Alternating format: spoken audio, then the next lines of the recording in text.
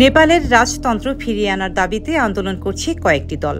রাজতন্ত্রবাদী এ দলগুলোর হাজার হাজার সমর্থক রবিবার নেপালের সাবেক রাজা জ্ঞানেন্দ্র শাহকে রাজধানী কাঠমান্ডুতে স্বাগত জানায়। সাবেক রাজা জ্ঞানেন্দ্র শাহ দীর্ঘদিন পোখরায় থাকার পর রবিবার রাজধানীর কাঠমান্ডুতে আসেন। সেখানে বিমানবন্দরে তাকে অভ্যর্থনা জানাতে জড়ো হয় প্রায় 10,000 মানুষ। সেখানে উপস্থিতরা সাবেক রাজাকে ক্ষমতায় ফেরানো ও রাজতন্ত্র পুনঃপ্রতিষ্ঠার দাবিতে স্লোগান দিতে থাকেন। উল্লেখ্য, 2006 সালে ব্যাপক গণবিক্ষোভের মুখে জ্ঞানেন্দ্র শাহ তার স্বৈরাচারী শাসন ত্যাগ করতে বাধ্য হন। 2008 সালে দেশটির সংসদ রাজতন্ত্র বিলুপ্ত করার সিদ্ধান্ত নেয়। এরপর তিনি রাজপ্রাসাদ ছেড়ে সাধারণ মানুষের মতো জীবনযাপন শুরু করেন।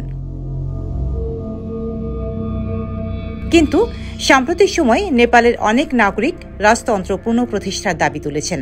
তাদের অভিযোগ, প্রজাতান্ত্রিক শাসন কাঠামো রাজনৈতিক স্থিতিশীলতা আনতে ব্যর্থ হয়েছে এবং দুর্নীতি ও অর্থনৈতিক সংকট ক্রমশ বৃদ্ধি পাচ্ছে। 2008 সালে রাজতন্ত্র বিলুপ্ত হওয়ার পর দেশটিতে 13 বার সরকার পরিবর্তন হয়েছে। সমাবেশে অংশ নেওয়া 50 বছর বয়সী কাঠমিস্ত্রি কুলরাজ শ্রেষ্ঠা 2006 সালের রাজতন্ত্র বিরোধী আন্দোলনে অংশ নিয়েছিলেন। তবে এখন তিনি তার মত পরিবর্তন করেছেন। তিনি বলেন, দেশের সবচেয়ে বড় সমস্যা এখন ব্যাপক দুর্নীতি, আর রাজনীতিবিদরা দেশের জন্য কিছুই করছে না।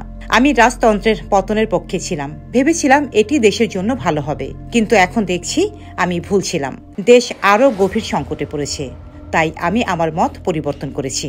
তবে রাজতন্ত্র পুনঃপ্রতিষ্ঠার দাবির বিষয়ে এখনও কোনো মন্তব্য করেননি জ্ঞানেন্দ্র শাহ।